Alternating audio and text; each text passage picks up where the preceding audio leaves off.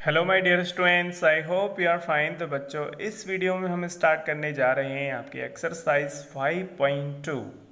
Okay, और ये assignment number है बच्चों आपका A30। ओके, A30 असाइनमेंट है, एक्सरसाइज 5.2 है। और क्वेश्चन नंबर फर्स्ट मैंने यहाँ पे नोट कर रखा है, find out the factors of each of given numbers. Okay, इनका क्या निकालना है? फैक्टर्स निकालना है। ओके बच्चों, तो देखो, find out the factors of given numbers. तो यहाँ पे जो नंबर लिखे हुए हैं बच्चों, इनके हमें क्या निकालने हैं? फैक्टर्स निकालने हैं। अब ये फैक्टर्स निकालते कैसे हैं? देखो, मैंने यहाँ पे पहले 7 को लिया हुआ है, तो इसको समझते हैं पहले कि कैसे हमें फैक्टर निकालने हैं। ओके, तो देखो, आपको क्या करेंगे बेटा, पहले आप काउंटिंग लिखेंगे पहले। ओके, काउंटिंग हम लिखते हैं पहले।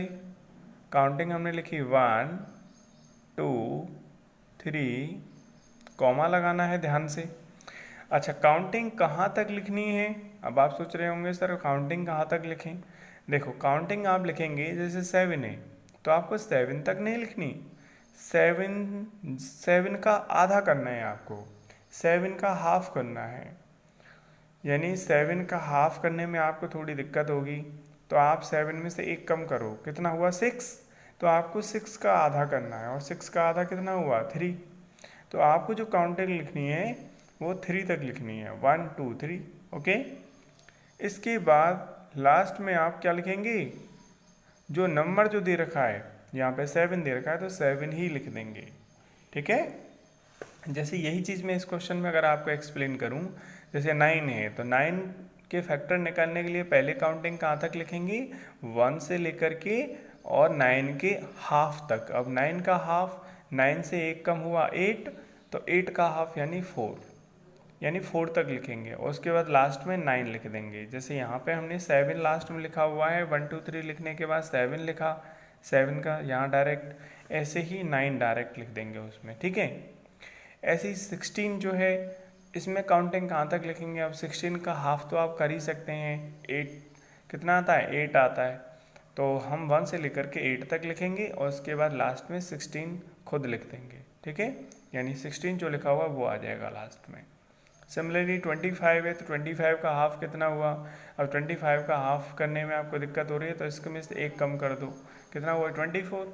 24 का आधा हुआ 12, तो आपको 1 से लेकर के 12 तक काउंटिंग लिखेंगे, और उसके बाद 25 लिख देंगे। ठीक है, समझ आ रहा है ना?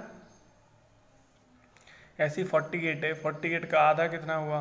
अब आप सोच रहे होंगे सर 48 का आधा कैसे होगा?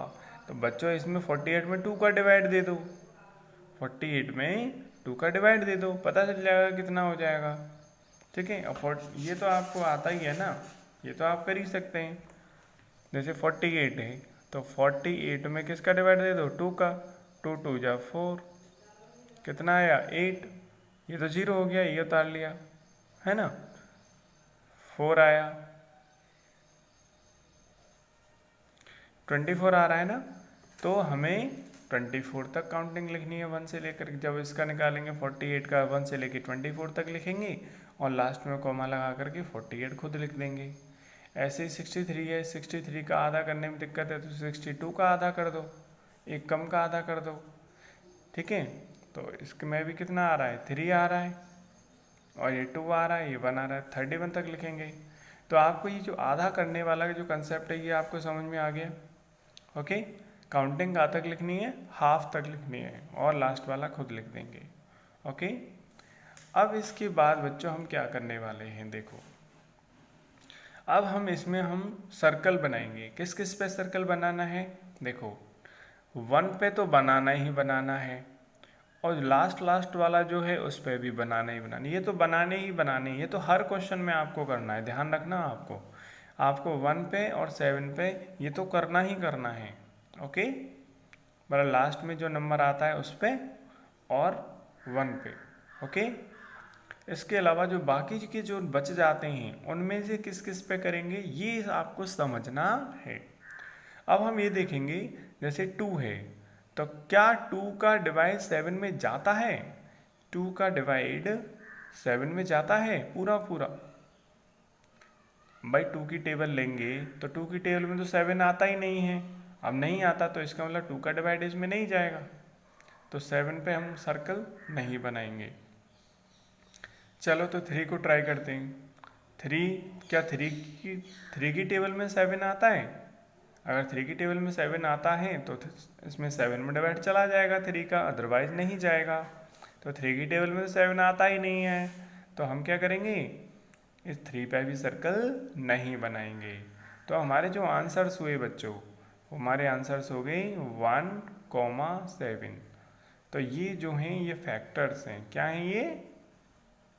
फैक्टर्स हैं। किसकी?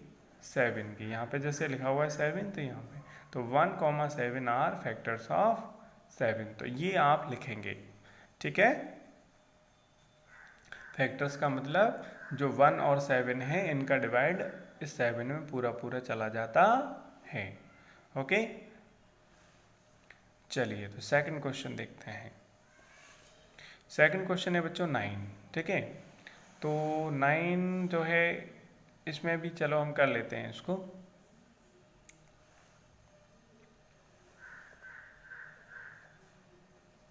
अच्छा, इसमें भी काउंटलिंग लिखेंगे 1 2, कहाँ तक लिखेंगे? 9 में से 1 माइनस किया 8 आया, 8 का आधा हुआ 4, तो 4 तक लिखेंगे।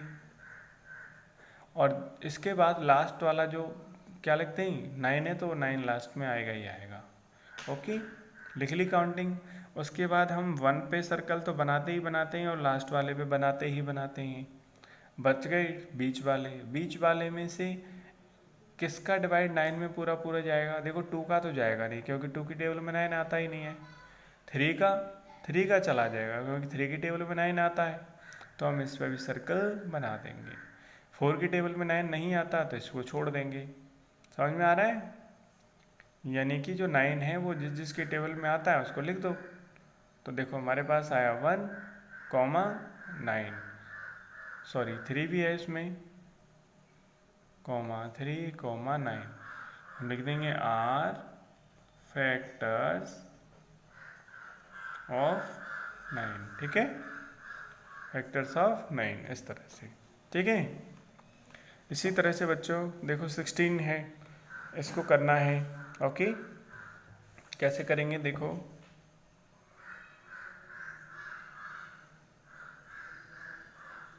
पहले तो काउंटिंग लिखेंगे। काउंटिंग कहाँ तक लिखेंगे? 16 का आधा हुआ 8, तो 8 तक लिखेंगे। 1, 2, 3, 4, 5, 6, 7, 8 और 16 लास्ट में आएगा ही आएगा। ओके, उसके बाद हम सर्कल बनाते हैं। तो 1 पे तो सर्कल बनाना ही बनाना है और लास्ट वाले पे बनाना ही बनाना है। इसके बाद देखो बीच वाले हैं, बीच वालों को चेक कर लेंगे क्या। अब देखो 2 का डिवाइड 16 में पूरा पूरा जाता है, यस, तो इस 2 पे सर्कल बना देंगे। 3 की टेबल में 16 आता है पूरा पूरा, नहीं आता। 3 का डिवाइड इसमें 16 में नहीं जाएगा, तो इसको छोड़ देंगे। 4 से डिवाइड क्या 16 में जा सकता है पूरा पूरा, यस, क्योंकि 4 की टेबल में 16 आता है, तो ये हमने कर दिया। 5 की टेबल में 16 नहीं आता, तो इसको छोड़ देंगे। 6 की में भी नहीं आता, इसको छोड़ देंगे। 7 की में भी नहीं आता, इसको छोड़ देंगे। 8 की में आता है 16, 8 1 जा 8, 8 2 जा 16, यानी 8 का डिवाइड 16 में पूरा पूरा चला जाएगा। तो ये हमारे हो गए फैक्टर्स। तो हम लिख देंगे 1, जो भी हमारे फैक्टर्स हैं उनको लिख दो। 1, 2, 4, 8, 16 are the factors of 16, ठीक है। इस तरह से, इसी तरह से बच्चों आप देखो 25 है, 48 है, इसको आप करेंगे। 63 है, इसको आप करके देखेंगे, ठीक है। ठीक है बच्चों, तो इसी के साथ वीडियो एंड करते हैं और मिलते हैं नेक्स्ट वीडियो में, जिसमें हम आगे के क्वेश्चंस को करेंगे। Okay, so thank you.